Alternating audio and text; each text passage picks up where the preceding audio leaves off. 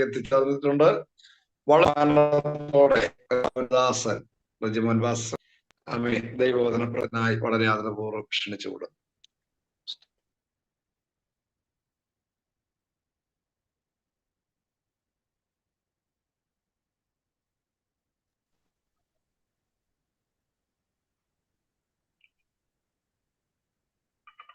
Praise the Lord. കർത്താവായ യേശുക്രിസ്തുവിന്റെ നിസ്തുല്യ നാമത്തിൽ ഈ 4-ാം യാമത്തിന്റെ പ്രാർത്ഥനയിൽ സന്നിഹിതരായിരിക്കുന്ന ആത്മിക പ്രബുദ്ധരായ കർത്തൃദാസന്മാർ, സ്നേഹസമ്പന്നരായ ദൈവജനം എല്ലാവർക്കും, പ്രത്യേകിച്ച് HTCയുടെ പിൻപിൽ അധ്വാനം ചെയ്യുന്ന കർത്തൃദാസന്മാർ എല്ലാവർക്കുമുള്ള ക്രൈസ്തവ പ്രഭാത വന്ദനങ്ങളെ വിനീതമായി അറിയിക്കുന്നു. കർത്താവ് നമ്മെ എല്ലാവരെയും ആയിരിക്കുന്ന ഇടങ്ങളിൽ ശ്രേഷ്ഠമായി പരിപാലിക്കുകയും സൂക്ഷിക്കുകയും ചെയ്യട്ടെ എന്ന് പ്രാർത്ഥിക്കുന്നു. വളരെ വേഗം ഒരു ദൈവിക അരുളപ്പാട് നിങ്ങളുമായി പങ്കുവച്ച് പ്രാർത്ഥിപ്പാൻ കർത്താവിൽ ശരണപ്പെടുന്നു. ബൈബിൾ തുറന്ന് പുറപ്പാട് പുസ്തകം 14-ാം അധ്യായം അതിന്റെ 15-ാമത്തെ വാക്യത്തിലേക്ക് നിങ്ങളുടെ ശ്രദ്ധയെ സഹർഷം സ്വാഗതം ചെയ്യുന്നു. പുറപ്പാട് പുസ്തകം 14-ാം അധ്യായം 15-ാമത്തെ വാക്യം. അപ്പോൾ യഹോവ മോശയോട് അരുളി ചെയ്തത്, നീ എന്നോട് നിലവിളിക്കുന്നത് എന്ത്? മുന്നോട്ടു പോകുവാൻ ഇസ്രായേൽ മക്കളോട് പറക. പുറപ്പാട് പുസ്തകം 14-ാം അധ്യായത്തിന്റെ പശ്ചാത്തലം, പ്രത്യേകിച്ച് നമ്മൾ വായിച്ച ഈ വാക്യത്തിന്റെ പിന്നിലുള്ള സാഹചര്യം അല്ലെങ്കിൽ പശ്ചാത്തലം സുപരിചിതമായ പശ്ചാത്തലമാണ്. ഇസ്രായേൽ മക്കൾ ഏകദേശം 20 ലക്ഷത്തോളം അടുത്തു വരുന്ന ഒരു വലിയ സംഖ്യ ചെങ്കടലിന്റെ തീരത്ത് നിൽക്കുകയാണ്. അവരെ സംബന്ധിച്ചിടത്തോളം അവരുടെ മുൻപിൽ വലിയൊരു ചെങ്കടലും അവരുടെ പുറകിൽ അവരെ നശിപ്പിക്കുവാൻ വരുന്ന ഫറവോന്റെ സൈന്യവും, അവരുടെ 2 വശങ്ങളിലും കൂറ്റൻ മലനിരകളും ഒക്കെയായി നിൽക്കുന്നു. ഇനി എന്താണ് ചെയ്യേണ്ടത് എന്നുള്ള ഒരു വലിയ ചോദ്യം ഇസ്രായേൽ മക്കളെ മുഴുവൻ ഭരിക്കുകയാണ്. അടുത്ത മണിക്കൂറിൽ അവർക്ക് എന്തും സംഭവിക്കാം എന്നുള്ള ഒരു ഭയാനകമായ അന്തരീക്ഷത്തിലേക്ക് ഇസ്രായേൽ ജനം നീങ്ങിക്കൊണ്ടിരിക്കുകയാണ്.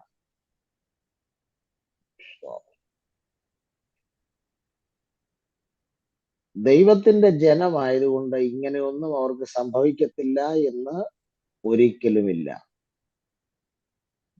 നാം ദൈവത്തിന്റെ ജനമാണെങ്കിലും കൃപാവരപ്രാപ്തരാണെങ്കിലും നമ്മുടെ ലൈഫിൽ ഇതൊക്കെ സംഭവിക്കും.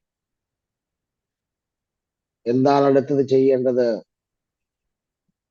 എന്ന ചോദ്യങ്ങളുടെ മുന്നിൽ നാം വരാം. അടുത്ത മണിക്കൂറുകളിൽ എന്തും സംഭവിക്കാം എന്നുള്ള വിഷയങ്ങൾ നമ്മെ വല്ലാതെ ഭാരപ്പെടുത്താം. സ്തോത്രം. വാട്ട് ഈസ് നെക്സ്റ്റ് എന്നുള്ളതിന് ഒരു മറുപടി നമ്മുടെ കയ്യിൽ ഉണ്ടാകത്തില്ല. സ്തോത്രം. വഴിമുട്ടി നിൽക്കുന്ന ഈ തരത്തിലുള്ള എല്ലാ ചിന്തകളുടെയും നടുവിൽ നീ ആയിരിക്കുമ്പോൾ ദൈവം നിനക്ക് വേണ്ടി ഒരു വലിയ വഴി തുറക്കും. സ്തോത്രം. ഫൈനൽ സ്റ്റേജിൽ ആ ഫൈനൽ മൂമെന്റിൽ വഴിമുട്ടി നിൽക്കുന്ന ആ പ്രതിസന്ധികളുടെ നടുവിൽ ദൈവം നിനക്കൊരു വഴി തുറക്കും. സ്തോത്രം. ആ വഴിയാണ് ദൈവത്തിന്റെ നമ്മോടുള്ള ഈ ചോദ്യങ്ങൾക്കുള്ള മറുപടി. സ്തോത്രം. അതൊരു പക്ഷേ വാഗൊണ്ട് സംസാരിക്കണമെന്നില്ല, കാറ്റും കോളും കാണത്തില്ല. പക്ഷെ നീ വെട്ടുന്ന കുഴി നിറയുന്നത് പോലെ ദൈവത്തിന്റെ വഴികൾ നമ്മുടെ മുമ്പിൽ തുറന്നു വരും. സ്തോത്രം. ഇവിടെ നാം കാണുന്നത് ഈ വഴിമുട്ടി നിന്ന ചോദ്യങ്ങളുടെ നടുവിൽ ഇസ്രായേൽ ജനത്തിന് ദൈവം ഒരു വലിയ വഴി തുറന്നു കൊടുത്തു എന്നുള്ളതാണ് നമ്മൾ കാണുന്നത്. സ്തോത്രം. ഇന്ന് ചില മിനിറ്റുകൾ നാം ചിന്തിക്കാൻ പോകുന്നത് the characteristics of the way of God എന്നുള്ള വിഷയമാണ്. ദൈവത്തിന്റെ വഴികളുടെ പ്രത്യേകതകൾ എന്താണ്? നമ്മള് ഈ ദൈവത്തിന്റെ വഴി എന്നുള്ള വിഷയം ഉൽപ്പത്തി മുതൽ വെളിപ്പാട് വരെ ശ്രദ്ധിച്ചാൽ നിരവധി സ്ഥലങ്ങളിലുണ്ട്. ദൈവത്തിന്റെ വഴി ചുഴലിക്കാറ്റിലുണ്ട്, കൊടുങ്കാറ്റിലുണ്ട്, ഇങ്ങനെയൊക്കെ ഒത്തിരി വാക്യങ്ങൾ നമുക്ക് പറയാം. നമ്മളെ ഈ 14-ാം അധ്യായത്തിൽ മാത്രം ഒതുങ്ങി നിന്നുകൊണ്ട് ദൈവത്തിന്റെ വഴിയുടെ ചില പ്രത്യേകതകൾ ചിന്തിക്കാൻ പോകുകയാണ്. സ്തോത്രം.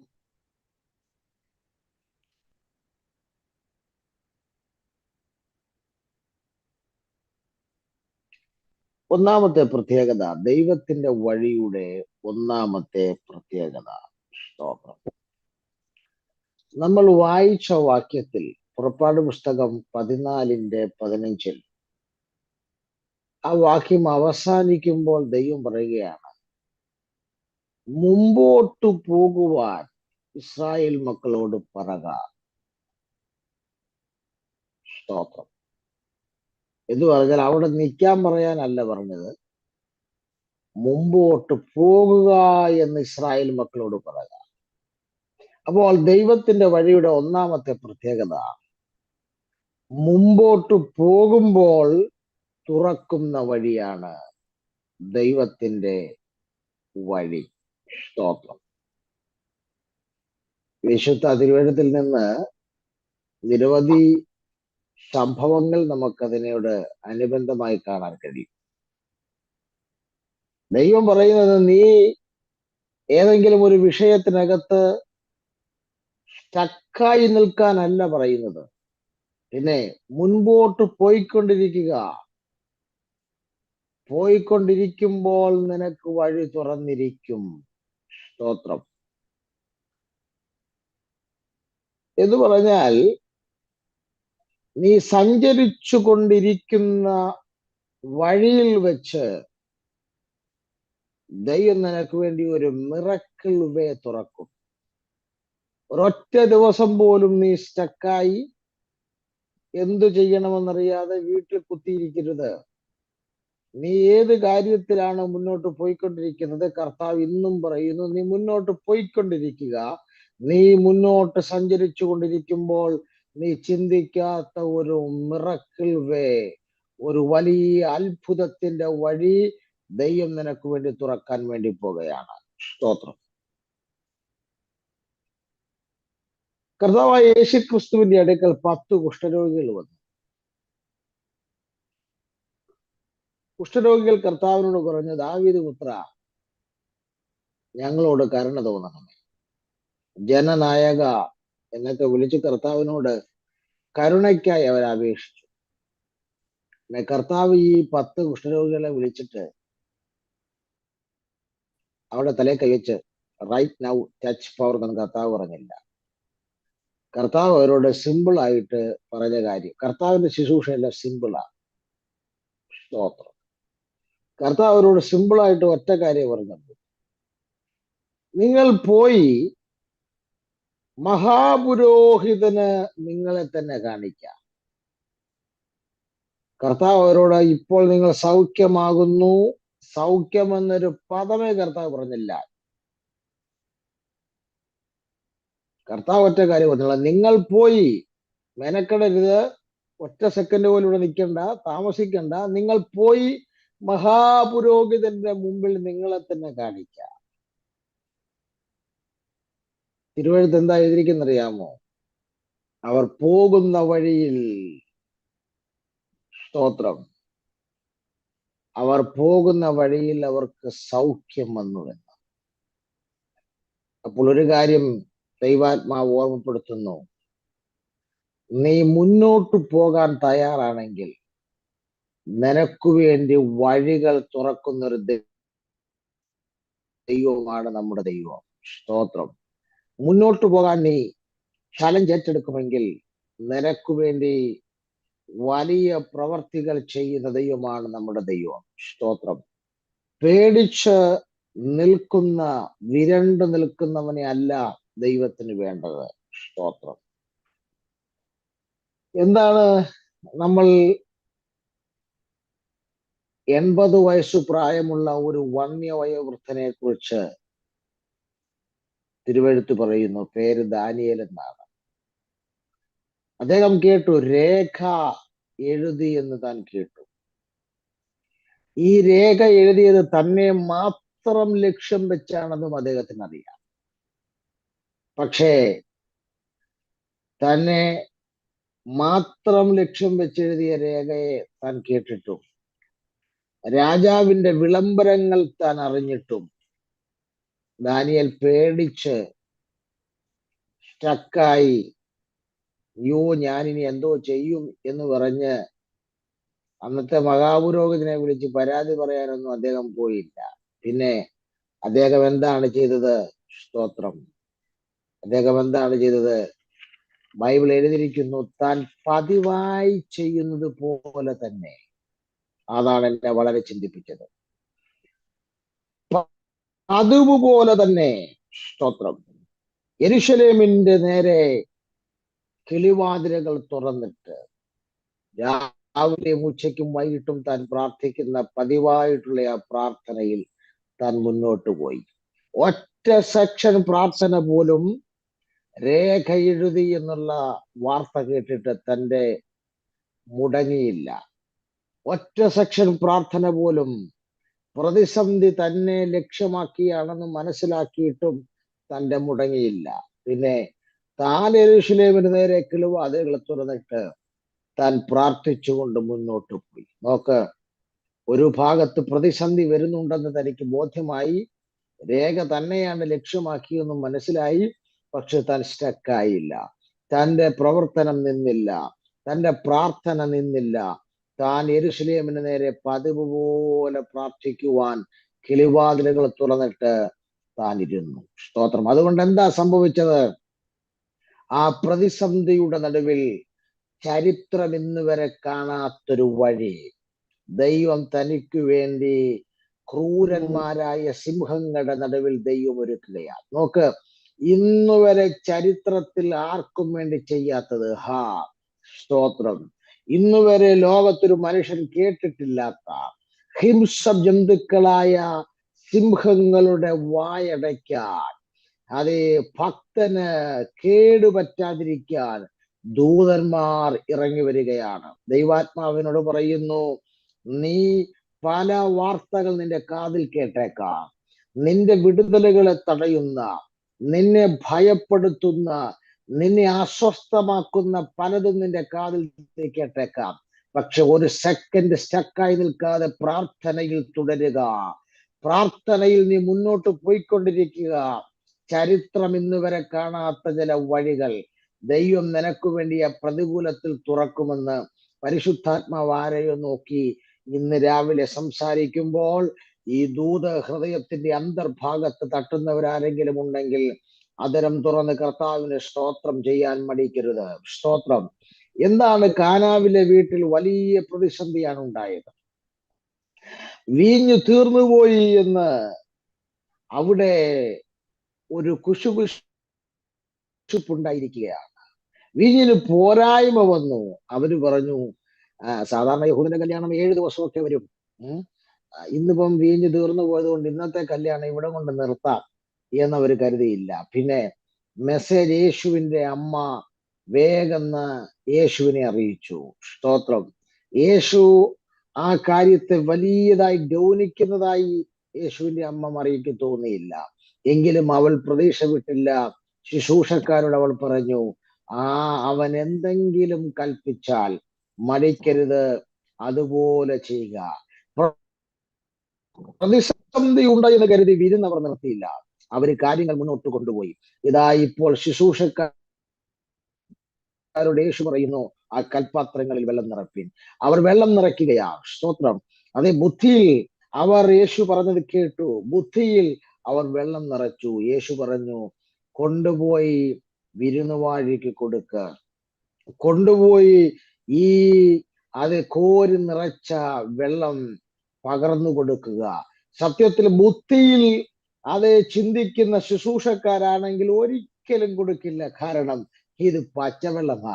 അവര് കണ്ടോണ്ട് നിൽക്കുകയാണ് കിണറ്റിൽ നിന്ന് കോരുന്നത്. അവരാണ് കോരി നിറച്ചത്. ഇതുകൊണ്ട് വിരുന്നുവാഴിക്ക് കൊടുത്താൽ സസ്പെൻഷൻ ഉറപ്പാണ്. ഇത് കൊണ്ട് വിരുന്നിൽ പകർന്നാൽ ആളുകൾ തങ്ങൾക്ക് നേരെ പ്രതികരിക്കും. പക്ഷേ എന്നെ അത്ഭുതപ്പെടുത്തി എന്താണെന്നറിയാമോ? കിണറ്റിൽ നിന്ന് കോരി വെള്ളം ഈ കൽഭരണികൾ നിറച്ചു. ഈ കൽഭരണിയിലെ വെള്ളം വിരുന്നുവാഴിയുടെ അടുത്തേക്ക് കൊണ്ടുപോകുന്ന വഴിയിൽ വെള്ളം വീഞ്ഞായി മാറി. സ്തോത്രം. ആത്മാവിന്ന് പകൽ ചിലരോട് പറയുന്നു, കൊണ്ടുപോകുന്ന വഴിയിൽ നിനക്ക് വേണ്ടി അത്ഭുതങ്ങൾ ചെയ്യുന്ന ദൈവമാണ് നമ്മുടെ ദൈവം.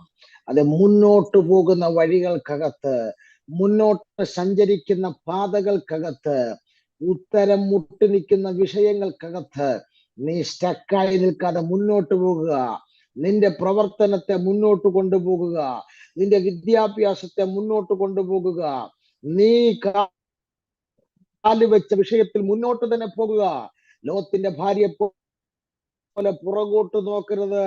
നീ മുൻപോട്ട് പോയാൽ, മുന്നോട്ട് പോകുമ്പോൾ നിനക്ക് വേണ്ടി വഴി തുറക്കുന്ന ഒരു അസാധാരണക്കാരനായ ദൈവത്തെ കുറിച്ചാണ് ഇന്ന് രാവിലെ പരിശുദ്ധാത്മാവ് ഓർമ്മപ്പെടുത്തുന്നത്. അങ്ങനെയെങ്കിൽ ദൈവത്തിന്റെ വഴിയുടെ ഒന്നാമത്തെ പ്രത്യേകത, മുന്നോട്ട് പോകുമ്പോൾ തുറക്കുന്ന വഴിയാണിത്.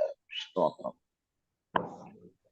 ഞാൻ സാധാരണ ഇങ്ങനെയുള്ള പ്രസംഗങ്ങളൊന്നും നടത്താറില്ല. പൊതുവെ ഒരു പഠന വിഷയവുമായി ബന്ധപ്പെട്ടൊക്കെയുള്ള പ്രസംഗങ്ങൾ നടത്താറുള്ളൂ. പക്ഷെ ഇന്ന് ഇങ്ങനെയുള്ള ദൂത് പറയാൻ കർത്താവിനെ നിർബന്ധിക്കുമ്പോൾ ഈ ദൂത് കേൾക്കാനുള്ള യോഗ്യതയുള്ള ആരോ ഈ രാവിലെ സമയം എന്നെ കേൾക്കുന്നുണ്ട്. സ്തോത്രം. ആകയാൽ കർത്താവ് പറയുന്നു, മുന്നോട്ട് പോകുമ്പോൾ നിനക്ക് വേണ്ടി ദൈവത്തിന്റെ വഴി തുറക്കപ്പെടാൻ പോകുന്നു. സ്തോത്രം. ഇനി ദൈവത്തിന്റെ വഴിയുടെ രണ്ടാമത്തെ പ്രത്യേകത. സ്തോത്രം. നമ്മുടെ ഈ പുറപ്പാട് പുസ്തകം 14-ാം അധ്യായത്തിൽ നിന്നാണ് നമ്മൾ ചിന്തിക്കുന്നത്. സ്തോത്രം. ദൈവത്തിന്റെ വഴിയുടെ രണ്ടാമത്തെ പ്രത്യേകത, വേറെ ഒരു വഴിയും ഇല്ലാതെ വരുമ്പോൾ തുറക്കുന്ന വഴിയാണ് ദൈവത്തിന്റെ വഴി. വേറെ ഒരു വഴിയും ഇല്ലാതെ വരുമ്പോൾ തുറക്കുന്ന വഴിയാണ് ദൈവത്തിന്റെ വഴി. സ്തോത്രം. No other option. സ്തോത്രം. എന്നുമ്പേ പറഞ്ഞു, മുമ്പിൽ ചെങ്കടലാണ്, പുറകിൽ ഭറവോൻ, രണ്ടു വശത്തും കൂറ്റൻ മലനിരകൾ. അവരുടെ മുന്നിൽ രക്ഷപ്പെടാൻ ഒരു വഴി അവർക്കില്ല. സ്തോത്രം. കടൽ രണ്ടായി അവരുടെ മുന്നിൽ പിളരി വന്നു. ആ കടൽ ഭിത്തി പോലെ രണ്ട് മതിലായിട്ട് അവരുടെ രണ്ട് സൈഡിൽ നിൽക്കുമെന്നോ അവരുടെ ചിന്തയെ പോലും ഇല്ല. കാരണം ഇങ്ങനൊരു സംഭവം അവർ മുമ്പ് കണ്ടിട്ടില്ല. സ്തോത്രം. മഹാശക്തിയുള്ള കിഴക്കൻ കാറ്റുകൊണ്ട് ദൈവം ഈ ചെങ്കടലിനെ രണ്ടാക്കി പിളർത്തി.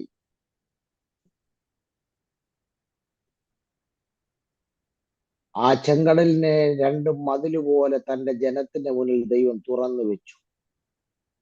സ്തോത്രം. ഒരു വഴിയും ഇല്ലാതിരുന്നപ്പോൾ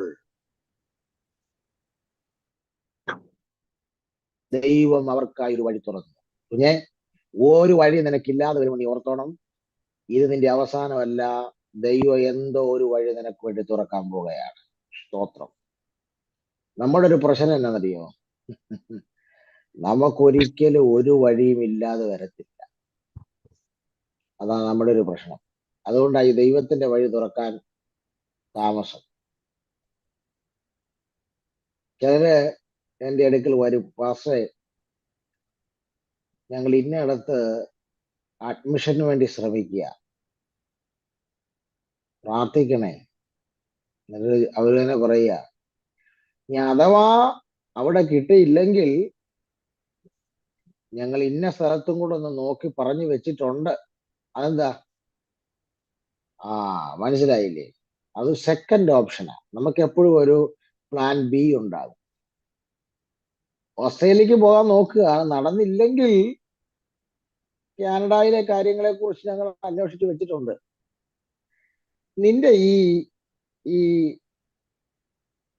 സെക്കൻഡ് ഓപ്ഷനാണ് നിന്റെ വഴികളെല്ലാം അടയുന്നതിന്റെ കാരണം. നീ എപ്പോഴും നിന്റെ മനസ്സിൽ മറ്റൊരു ഓപ്ഷൻ കരുതിക്കൊണ്ടാണ് പ്രാർത്ഥിക്കുന്നത്. സൗഖ്യമാകാൻ വേണ്ടി പ്രാർത്ഥിക്കാം. അഥവാ സൗഖ്യമായില്ലെങ്കിൽ ചെങ്ങന്നൂര് KM ചെറിയാന്റെ ഹോസ്പിറ്റലിലോട്ട് പോവുക. ആ പുള്ളിക്ക് പോലും രക്ഷയില്ല. പുള്ളി കഴിഞ്ഞ ദിവസം കുഴഞ്ഞു വീണാൻ പറ്റി. സ്തോത്രം. എപ്പോഴൊക്കെ ദൈവത്തിന്റെ മുന്നിൽ നീ ഒരു സെക്കൻഡ് ഓപ്ഷൻ കരുതിക്കൊണ്ട് പ്രാർത്ഥിക്കാൻ നിൽക്കുന്നു, അപ്പോഴൊക്കെ നിന്റെ മുന്നിൽ ദൈവത്തിന് ഒരു പ്രതികരണവും നിന്നോട് പ്രതികരിക്കാനില്ല. സ്തോത്രം. അതേസമയം എല്ലാ വഴിയും നിന്റെ മുന്നിൽ അടയുമ്പോൾ, നോ അതർ ഓപ്ഷൻ എന്ന അവസ്ഥയിലേക്ക് നീ വരുമ്പോൾ, നിനക്ക് വേണ്ടി ദൈവത്തിന്റെ വഴി തുറന്നു വന്നിരിക്കും. സ്തോത്രം. യോസഫേ, ഓർക്കേണ്ട പലരും നിന്നെ മറന്നു, സഹായിക്കേണ്ട പലരും സഹായിക്കാതെ മാറി നിന്നപ്പോൾ എല്ലാ വഴിയും അടഞ്ഞു. ഇനിയും നിന്നെ രക്ഷിപ്പാനോ നിന്നെ പുറത്തു കൊണ്ടുവരാനോ ആരുമില്ല എന്ന അവസ്ഥയിലേക്ക് വന്നപ്പോൾ ഇതാ ദൈവത്തിന്റെ വഴി ദൈവം തുറക്കുകയാണ്. സ്തോത്രം. ആരോടോ പരിശുദ്ധാത്മാവ് പറയുന്നു, എന്നെ സഹായിപ്പാൻ ആരുമില്ലെന്നൊരിക്കലും പറയരുത്. നിന്നെ സഹായിക്കാൻ ആരുമില്ലാത്ത അവസ്ഥയിലേക്ക് നീ വന്നിട്ടുണ്ടെങ്കിൽ അതിന്റെ അർത്ഥം നിനക്ക് വേണ്ടി വഴി തുറക്കാൻ സമയമായി എന്നാണ്. സ്തോത്രം. എബ്രായ ബാലന്മാർക്ക് വേണമെങ്കിൽ പറയാം, അവരുടെ സമകാലികനായിരിക്കുന്ന ദാനിയേൽ രാജകൊട്ടാരത്തിൽ രണ്ടാമനായി വാഴുമ്പോഴാണ് അവരുടെ മുന്നിൽ തീച്ചുളയിലേക്ക് വീഴേണ്ട അവസ്ഥയിലേക്ക് വരുന്നത്. ദാനിയേല് ഞങ്ങളെ സഹായിക്കും എന്ന് വേണമെങ്കിൽ അവർക്ക് ചിന്തിക്കാം. സ്തോത്രം. പക്ഷേ ആരും സഹായിപ്പാനില്ലാതെ ഇരിക്കുന്ന ആ സമയത്ത് അവർക്കായി നാലാമൻ രംഗത്തിറങ്ങുകയാണ്. അതേത് തീച്ചുളയിലാണെങ്കിലും നാലാമന്റെ സാന്നിധ്യം നീ കാണും. അങ്ങനെങ്കിൽ ദൈവത്തിന്റെ വഴിയുടെ രണ്ടാമത്തെ പ്രത്യേകത, മറ്റൊരു വഴിയും ഇല്ലാത്ത സമയത്ത്, വേറെ ഒരു വഴിയും നിനക്കില്ലാതെ വരുമ്പോൾ നിനക്ക് വേണ്ടി തുറക്കപ്പെടുന്ന വഴിയാണ് ദൈവത്തിന്റെ വഴി. സ്തോത്രം.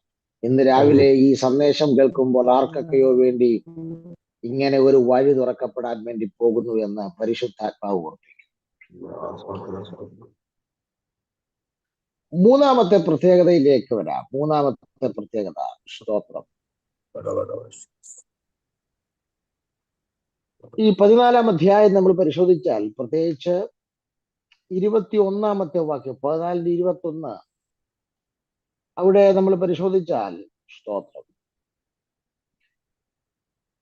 വേറെ വഴിയൊന്നുമില്ലാത്തപ്പോൾ തുറക്കപ്പെടുന്ന വഴി എന്നുള്ള വിഷയവും അവിടെ തന്നെ കാണാൻ കഴിയുന്നുണ്ട്. ഈ മൂന്നാമത്തെ വഴിയും നമ്മള് ദൈവത്തിന്റെ വഴിയുടെ പ്രത്യേകതയും ഈ 21-ാം വാക്യത്തിൽ കാണാം. മോശ കടലിന്മേൽ കൈനീട്ടി യഹോവ അന്ന് രാത്രി മുഴുവനും മഹാശക്തിയുള്ളൊരു കിഴക്കൻ കാറ്റുകൊണ്ട് കടലിനെ പിൻവാങ്ങിച്ചു, ഉണങ്ങിയ നിലമാക്കി, അങ്ങനെ വെള്ളം തമ്മിൽ വേർതിരിഞ്ഞു. അപ്പോൾ ദൈവത്തിന്റെ വഴിയുടെ മൂന്നാമത്തെ പ്രത്യേകത, അത് തികവുള്ള വഴിയാണ്. പെർഫെക്റ്റ് വേ. ദൈവത്തിന്റെ വഴിയുടെ മൂന്നാമത്തെ പ്രത്യേകത, അത് തികവുള്ള വഴിയാണ്, പെർഫെക്റ്റ് വേ ആണ്. ഇവിടെ എന്നെ വളരെ ചിന്തിപ്പിച്ച വിഷയം, ദൈവം കടലിനെ വിഭാഗിച്ചു എന്നുള്ളത് മാത്രമല്ല, പിന്നെ ഉണങ്ങിയ നിലമാക്കിയെന്ന്. എന്തിനാ? 20 ലക്ഷത്തോളം ജനത്തിന് കടന്നു പോകാൻ വിഭാഗിച്ചു വഴിയുണ്ടാക്കിയ സ്ഥലത്ത് ദൈവം ഉണങ്ങിയ നിലമാക്കിയത്.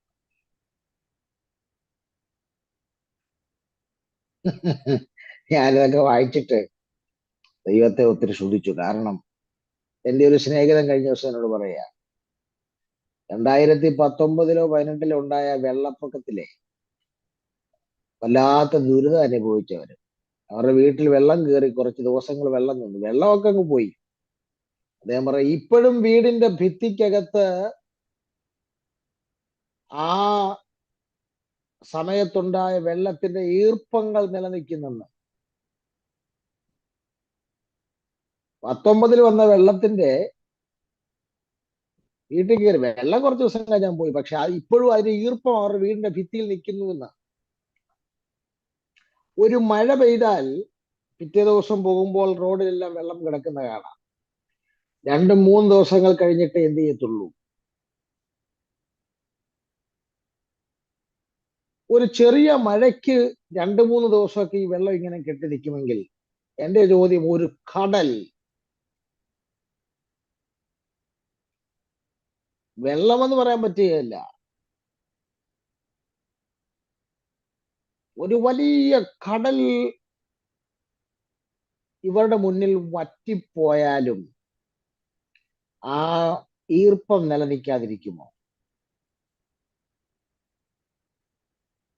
പക്ഷെ ദൈവം വഴി തുറന്നപ്പം വെള്ളത്തെ മാത്രമല്ല വറ്റിച്ചേ, അതിന്റെ ഈർപ്പം പോലും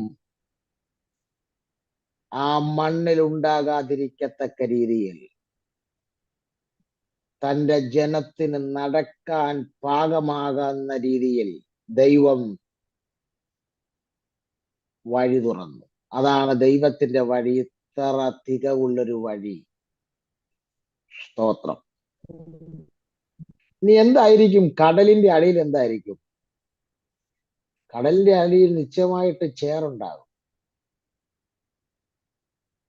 നമ്മൾ ഡാമൊക്കെ തുറന്നു വരുമ്പം കാണാം, ഡാമിനകത്തൊക്കെ ഏറ്റവും അവസാനം ചേറും ചെളിയൊക്കെയാണ്. കടലിന്റെ അടിത്തട്ടിൽ നിശ്ചയമായും ചേറുണ്ടാകും. പക്ഷേ തന്റെ ജനത്തിന്റെ കാലയിൽ ഒരു അല്പം പോലും ചെളി പുരളാതെ, അവരുടെ ആരുടെയും കുതിരയോ കഴുതയോ മനുഷ്യന്റെയോ കാലുകൾ ചെളിയിൽ പുതയാതെ ദൈവം എന്ത് ചെയ്തു? സ്തോത്രം. തന്റെ മഹാശക്തിയുള്ള കിഴക്കൻ കാറ്റുകൊണ്ട് കടലിനെ വിഭാഗിച്ചപ്പം വെറുതെ വെള്ളത്തെ അങ്ങ് എടുത്തു കളയല്ല, പിന്നെ ദൈവം അതിനെ ഉണങ്ങിയ നിലമാക്കി. ദിസ് ഈസ് പെർഫെക്റ്റ് വേ, ദൈവത്തിന്റെ തികവുള്ള വഴി. ദൈവം ഒരു കാര്യം ചെയ്താൽ നല്ല പെർഫെക്ഷൻ ആണ് അതിനകത്ത്. അബ്രഹാം യാഗം കഴിക്കാൻ വേണ്ടി പോയപ്പോഴേ മകന് വേണ്ടി ദൈവം കരുതിയ ആട്ടിൻകുട്ടിയെ കുറിച്ച് എഴുതിയിരിക്കുന്നത്, ആ ആട്ടിൻകുട്ടിയുടെ കൊമ്പ് കാട്ടുവള്ളിയിൽ പിടിപെട്ട് കിടന്നത്. ഞാൻ ദൈവത്തെ സ്തോത്രം ചെയ്തു. കാരണം എവിടാ കൊമ്പ് കിടന്നത്? കാട്ടുവള്ളിയിൽ കുരുങ്ങി കിടന്നു. കൊമ്പാണ് കാട്ടുവള്ളിയിൽ കുരുങ്ങിയത്, ആട്ടുകൊറ്റന്റെ. ദൈവം എന്ത് പെർഫെക്ഷനാ ചെയ്ത്. ഇനി ആടിന്റെ ശരീരമാണ് കാട്ടുവള്ളി കുരുങ്ങിയിരുന്നെങ്കിൽ ഉറപ്പായിട്ടും ആടിന്റെ ശരീരത്തിൽ, ആട് ഈ ശരീരത്തിൽ ഈ കാട്ടുവള്ളി കുരുങ്ങുമ്പോൾ ആട് അങ്ങോട്ടും ഇങ്ങോട്ടും പ്രാണരക്ഷാർത്ഥം കുതറുമ്പോൾ ആടിന്റെ ശരീരത്തിൽ മുറിവും ചതവും ഒടിവും ഒക്കെ ഉണ്ടാകാം. അങ്ങനെ വന്നാൽ യാഗം നടക്കത്തില്ല. കാരണം ഊനമുള്ളതിനെ കൊണ്ട് യാഗം കഴിക്കാൻ പറ്റിയല്ല. സ്തോത്രം. അതുകൊണ്ട് ദൈവം എന്ത് ചെയ്തു?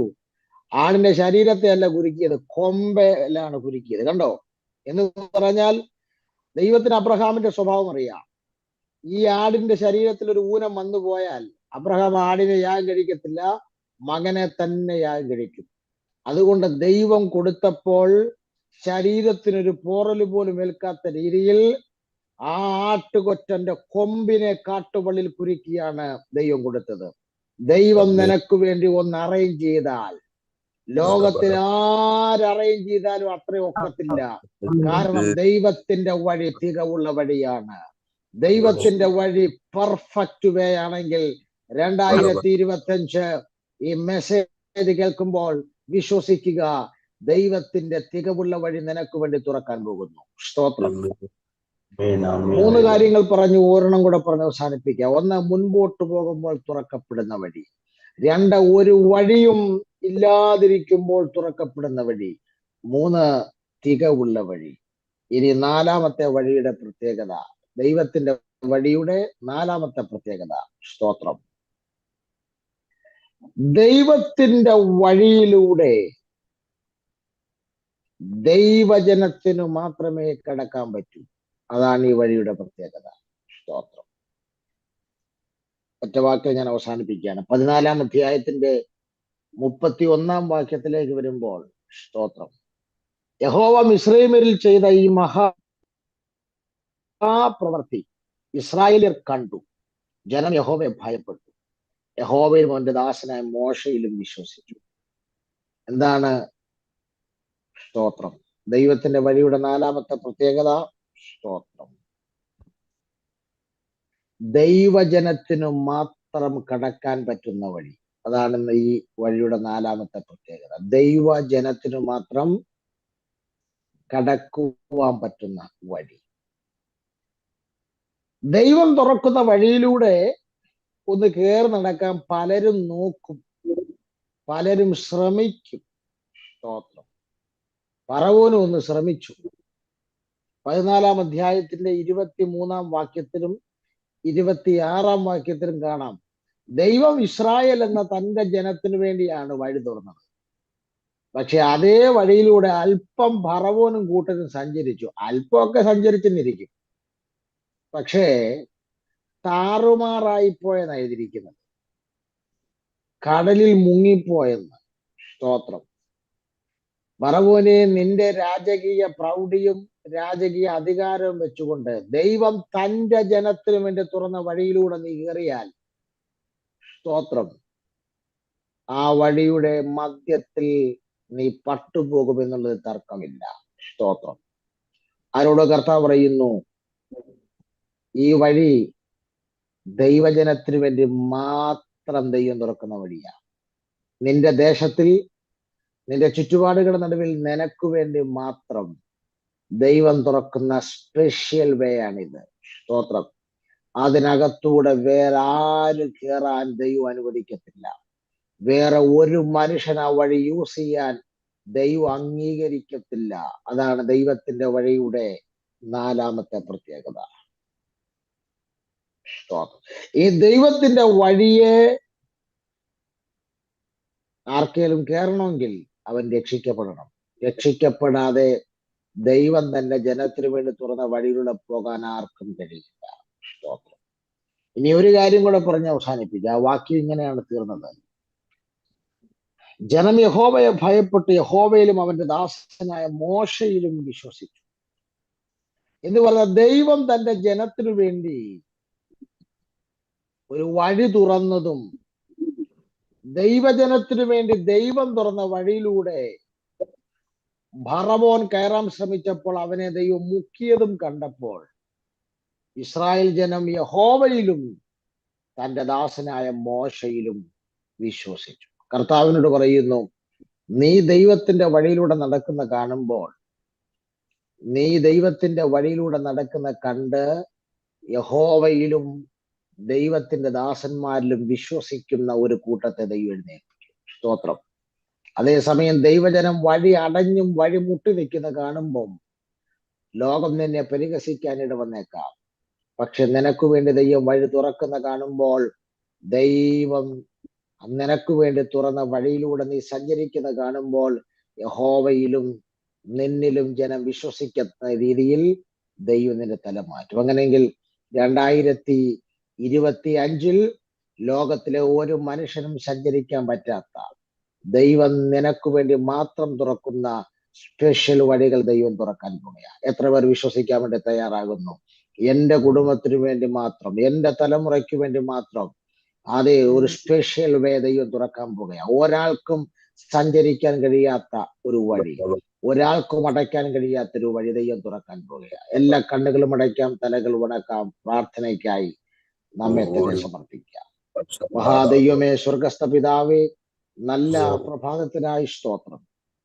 വചനത്തിലൂടെ കർത്താവ് ഞങ്ങളോട് ഇടപെട്ട ഹൃദ്യമായ ദൈവിക ഇടപെടലുകൾക്കായി സ്തോത്രം. ഈ പ്രിയപ്പെട്ടവരെല്ലാം ബ്ലസ് ചെയ്ത് പ്രാർത്ഥിക്കുന്നു. അവർ കർത്താവിന്റെ നാമത്താൽ അനുഗ്രഹിക്കപ്പെടട്ടെ.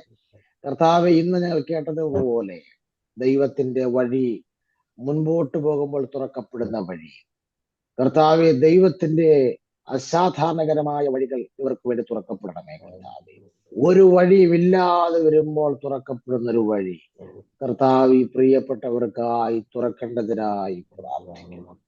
തികവുള്ള ദൈവത്തിന്റെ വഴി തുറന്നു വരട്ടെ കർത്താവെ. ഈ ലോകത്തിൽ ഒരാൾക്കും സഞ്ചരിക്കാൻ കഴിയാത്ത, ദൈവത്തിന്റെ ജനത്തിന് മാത്രം സഞ്ചരിക്കാൻ പറ്റുന്ന ദൈവത്തിന്റെ വഴികൾ തുറന്നു വരേണ്ടതിനായി പ്രാർത്ഥിക്കുന്നു. പിതാവിന്റെ, പുത്രന്റെ, പരിശുദ്ധാത്മാവിന്റെ നാമത്തിൽ ഈ പ്രഭാതം നിരവധി വഴികൾ തുറക്കപ്പെടുന്നതിന്റെ ശബ്ദങ്ങൾ ഞങ്ങൾ കാതുകളിൽ കേട്ടുകൊണ്ട് ആരംഭിക്കുന്നു. കർത്താവ് അങ്ങനെ ചെയ്യണമേ. പ്രാർത്ഥന കേട്ടതിന് സ്തോത്രം. കൃപയിൽ മറയ്ക്കും.